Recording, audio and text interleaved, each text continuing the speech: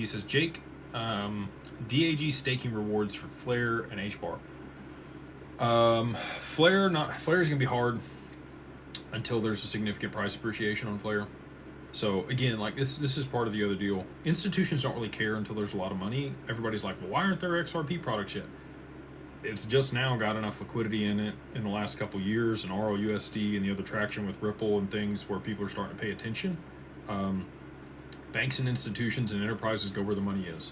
And so they've developed a ton of products around Bitcoin and ETH and Solana, Tether. And so hbar's starting to come about. We know enough people to be able to facilitate that. We have enough hbar across our client base to, like, you know, it was enough to get it listed over there at Anchorage and be able to custody that asset. There's still some functionality we're missing with that, which is frustrating, but we can custody it, and we are working on some different opportunities to be able to generate returns on that.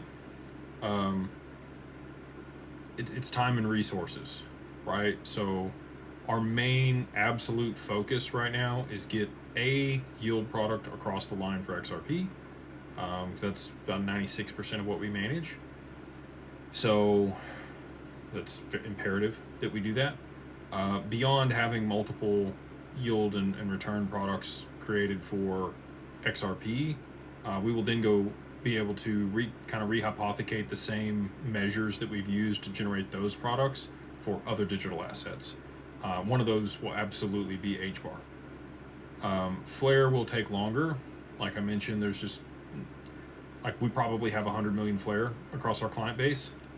At the current value, we're at like $1 million.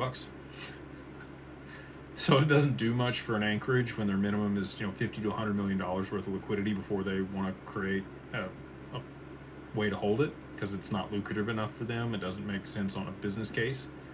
So, you know, I want to see significant price appreciation on Flare just like everybody else does, and then we'll be able to, you know, work with that in a much deeper capacity.